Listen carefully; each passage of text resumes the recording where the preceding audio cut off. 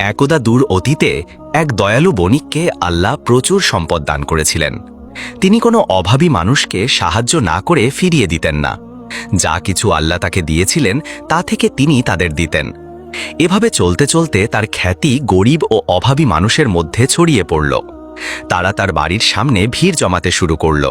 তার ফিরে আসার অপেক্ষায় থাকত যাতে তিনি তাদের সাহায্য করতে পারেন এবং তাদের প্রয়োজন মেটাতে পারেন।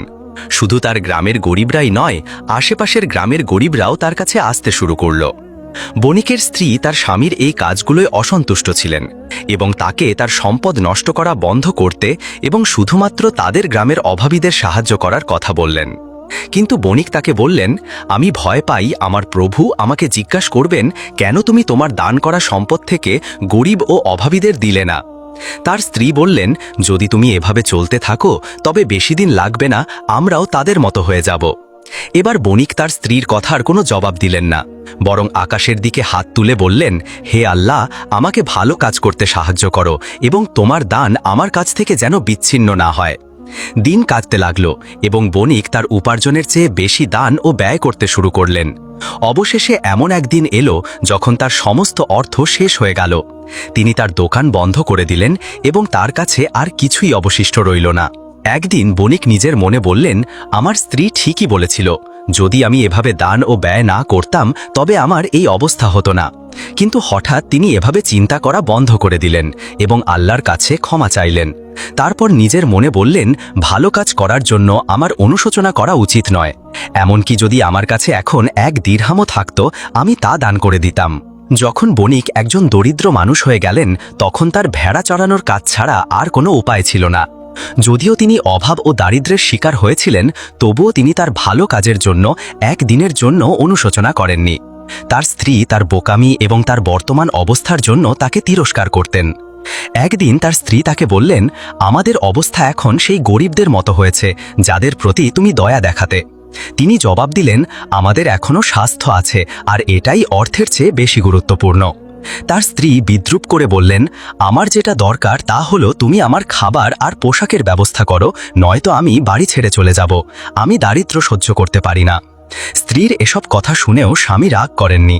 তিনি একজন ভালো মানুষ ছিলেন এবং বিলাসবহুল জীবনযাত্রায় অভ্যস্ত হওয়ার পর তার প্রতি স্ত্রীর কঠোরতার জন্য তাকে ক্ষমা করে দিলেন।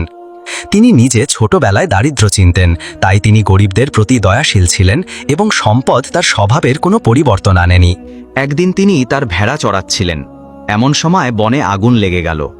তিনি দূর থেকে একটি ছোট সাপকে আগুন থেকে বাঁচার চেষ্টা করতে দেখলেন। তার প্রতি সহানুভূতি হলো এবং তিনি আগুনের মাঝখানে ঢুকে সাপটিকে বাঁচালেন। কিন্তু তিনি অবাক হয়ে গেলেন যখন দেখলেন সাপটি তার সাথে কথা বলছে এবং তার কাজের জন্য তাকে ধন্যবাদ জানাচ্ছে। তিনি খুব বিস্মিত হয়ে বললেন, তুমি কে? সাপটি জবাব দিল, আমি জিন রাজার মেয়ে, আর তুমি যেমনটা ভাবছো আমি সাপ নই। আমাকে অবশ্যই তোমাকে পুরস্কৃত করতে হবে। তারপর সে তাকে জিনদের রাজ্যে নিয়ে গেল। যখন জিন রাজা তাকে দেখলেন, তিনি তার মেয়ের প্রতি তার উপকারের জন্য তাকে ধন্যবাদ জানালেন এবং বললেন, আমরা তোমাকে অর্থ দিয়ে পুরস্কৃত করতে পারবো না, কারণ আমাদের কাছে তা নেই। তবে আমরা তোমাকে প্রাণীদের ভাষা শেখাবো, এই শর্তে যে তুমি কাউকে তা বলবে না, অন্যথায় তোমার শাস্তি হবে মৃত্যু। বণিক সম্মতি জানালেন। জিন রাজা তার কাছে এলেন এবং তার কানে ফুঁ দিলেন। তারপর বললেন, এখন তুমি প্রাণীদের কথা শুনতে পাবে এবং এমন সব গোপনীয়তা জানতে পারবে যা মানুষের কল্পনায়ও আসে না।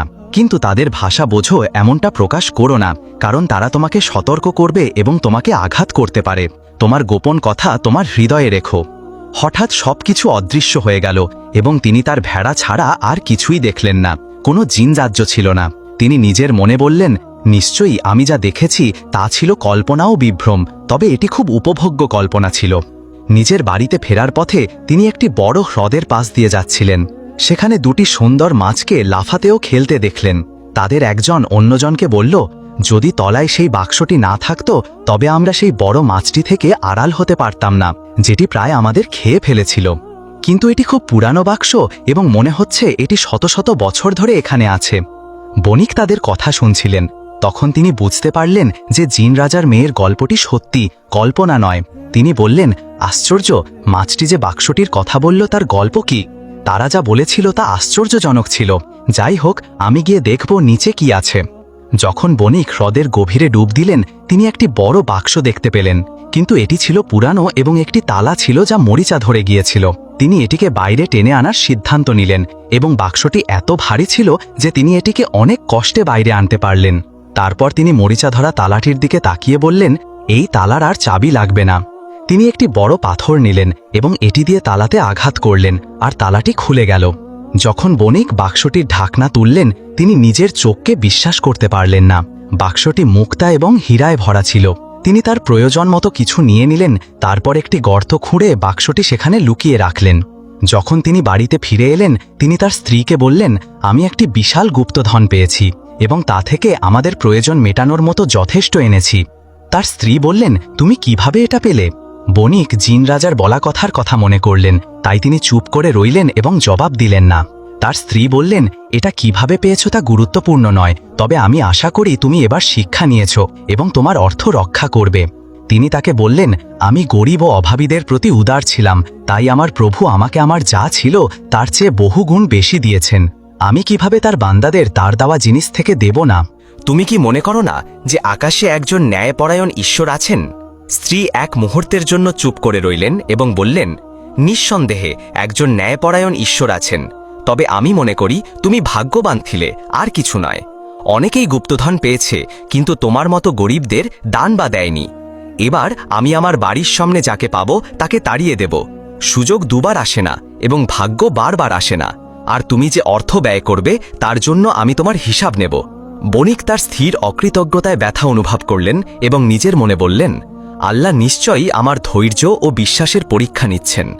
গরিবরা তার কাছে এসে তার বাড়ির সামনে ভিড় জমানোর পরিবর্তে তিনি তাদের জন্য একটি আশ্রয়স্থল তৈরির সিদ্ধান্ত নিলেন, যেখানে তারা খেতে পারবে এবং তাদের প্রয়োজনীয় জিনিস পাবে। তিনি নিজের মনে বললেন, হে জিন রাজা, তোমার আশীর্বাদ হোক।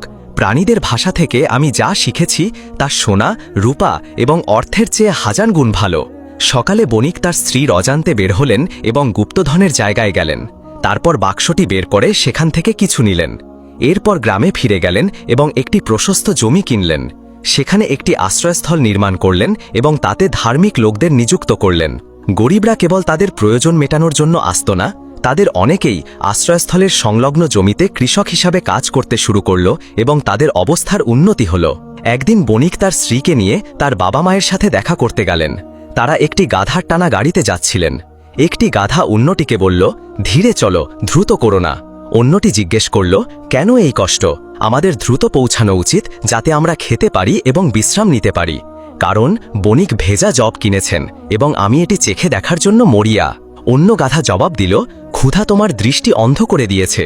তুমি কি জানো না যে সেই মহিলা তার পেটে একটি শিশু বহন করছে? যদি আমরা দ্রুত যাই তবে গাড়িটি কাঁপবে এবং মহিলাটির গর্ভপাত হবে, আর আমাদের মালিক এর যোগ্য নন। তিনি কখনো আমাদের প্রতি কর্তব্য পালনে ত্রুটি করেননি। বণিক তাদের কথা শুনছিলেন এবং যখন তিনি জানতে পারলেন যে তিনি একটি শিশুর জন্ম দিতে চলেছেন তখন তিনি আনন্দিত হলেন। তারপর তার স্ত্রীর কাছে গিয়ে ফিসফিস করে বললেন, তোমার গর্ভে যা আছে তার জন্য তোমাকে অভিনন্দন। মহিলাটি অবাক হয়ে তাকে জিজ্ঞেস করল, তুমি কিভাবে জানলে যে আমি গর্ভবতী? আমি কাউকে বলিনি এবং মাত্র কয়েকদিন আগে জেনেছি যে আমি গর্ভবতী। লোকটি জবাব দিল, আমি শুধু অনুভব করেছি। মহিলাটি নিজের মনে বলল, এই লোকটি একটি গোপনীয়তা লুকিয়ে রেখেছে। 1 মাস আগে সে একটি গুপ্তধন পেয়েছিল, কিন্তু কিভাবে পেয়েছিল তা আমাকে জানায়নি, এবং মাঝে মাঝে সে আমাকে এমন কিছু জিনিস বলে যা আমি বিশ্বাস করি না, কিন্তু পরে তা সত্যি বলে প্রমাণিত হয়। এখন থেকে আমি তাকে নজর রাখব যাতে আমি জানতে পারি সে আমার কাছ থেকে কি লুকাচ্ছে। একদিন এক লোক বণিকের কাছে এসে বলল, আমার কাছে প্রচুর লেবু এবং কমলা রয়েছে। আমি খবর পেয়েছি যে আমার মেয়ে অসুস্থ হয়ে পড়েছে এবং আমি দ্রুত তার কাছে ফিরে যেতে চাই, তাকে দেখতে এবং তার চিকিৎসা করতে। আমি তোমাকে এই জিনিসগুলো অল্প টাকায় বিক্রি করব। বণিক তার গুপ্তধনের যা কিছু অবশিষ্ট ছিল তা বের করে লোকটিকে দিলেন।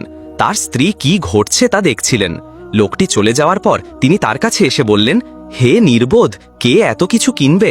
এসব আমাদের কাছে নষ্ট হয়ে যাবে এবং আমরা আবার গরিব হয়ে যাব। তিনি জবাব দিলেন, রিজক আল্লাহর হাতে। যখন বণিক একা ছিলেন তখন তিনি বললেন, তার কথা হয়তো ঠিক, কিন্তু আমি লোকটির সাথে ভালো ব্যবহার করতে চেয়েছিলাম। এমন সময় 2টি চড়ুই পাখি জানালায় এসে বসল।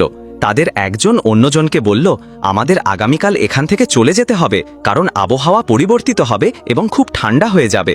যখন বণিক এটা শুনলেন তিনি নিজের মনে বললেন, আমি এখন লেবু আর কমলা বিক্রি করব না, আমাকে শুধু অপেক্ষা করতে হবে এবং দেখতে হবে কি হয়। তার স্ত্রী তাকে বিদ্রূপ করে বলতেন, ওঠো নির্বোধ, তোমার পণ্য বিক্রি করো, হয়তো তোমার ক্ষতির কিছুটা পুনরুদ্ধার করতে পারবে। তিনি তাকে বলতেন, তোমার তীব্রা ঠান্ডার জন্য প্রস্তুত হওয়া ভালো। স্ত্রী তার কথা শুনে অবাক হতেন এবং মাঝে মধ্যে তাকে যা বলতেন তাতে বিস্মিত হতেন। কয়েকদিন যেতে না যেতেই শীতকাল অপ্রত্যাশিতভাবে আগেভাগে এসে গেল। আবহাওয়া খুব ঠান্ডা ছিল, তাই মানুষ অসুস্থ হয়ে পড়ল এবং কাশি ও জ্বর বেড়ে গেল। ডাক্তাররা তাদের জন্য লেবু এবং কমলা সুপারিশ করলেন, যার দাম বেড়ে গিয়েছিল এবং বাজার থেকে অদৃশ্য হয়ে গিয়েছিল। বণিকরা শুনল যে একজন লোকের কাছে প্রচুর লেবু এবং কমলা রয়েছে, তাই তারা তার বাড়ির দরজায় ভিড় জমালো। তাদের সাথে সোনা ও রূপার সিন্দুক ছিল। তখন বণিক তার স্ত্রীর দিকে তাকিয়ে বললেন, আল্লাহ মহান, গতকাল আমার বাড়ির দরজায় গরিবরা ভিড় জমিয়েছিল এবং আজ শহরের গণ্যমান্য ও ধনীরা ভিড় জমাচ্ছে। তারপর তিনি তাদের মধ্যে তার পণ্য ভাগ করে দিলেন। সন্ধ্যায় তার বাড়ি সোনা ও রূপায় ভরে গিয়েছিল, এমনকি তার স্ত্রীও এর প্রাচুর্য ও বৈচিত্র্য দেখে বিস্মিত হয়েছিলেন।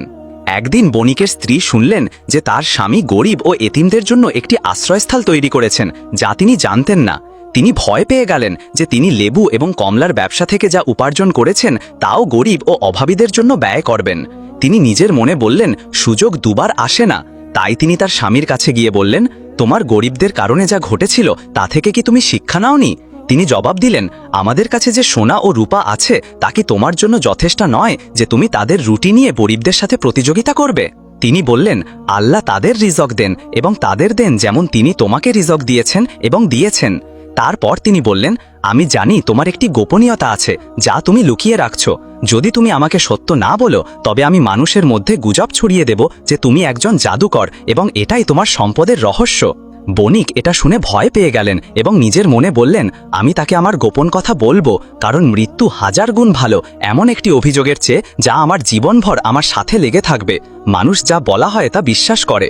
কিন্তু তিনি আবার নিজেকে বললেন, যদি আমি আমার স্ত্রীকে আমার গোপন কথা বলি তবে আমি মারা যাব, যেমন জিন রাজা আমাকে বলেছিলেন। তখন কে গরিব ও দুর্বলদের দেখাশোনা করবে? একটু চিন্তা করার পর তিনি তার বাড়ি, সম্পত্তি এবং লেবু ও কমলার ব্যবসা থেকে উপার্জিত সমস্ত সোনা ও রূপা তার স্ত্রীকে ছেড়ে দেওয়ার সিদ্ধান্ত নিলেন, বিনিময়ে যে তিনি তাকে তার গোপন কথা বলবেন। তাই তিনি এবং তার স্ত্রী বিচারকের কাছে গেলেন এবং তিনি তার সমস্ত সম্পত্তি তার স্ত্রীর নামে লিখে দিলেন। তবে যে জমিতে তিনি আশ্রয়স্থল তৈরি করেছিলেন সেটি দান হিসাবে রয়ে গেল। তারপর তিনি তার স্ত্রীকে বললেন, দয়া করে আজ থেকে আমার কাছে এসো না। যদি তুমি তা করো তবে আমি তোমাকে তালাক দেব। এখন আমরা প্রত্যেকে যার যার মতো জীবনযাপন করতে পারি। আমরা দুজন কোনো দিক দিয়েই এক রকম নই। তারপর তিনি গরিব ও এতিমদের জন্য নির্মিত আশ্রয়স্থলে বসবাস করতে চলে গেলেন।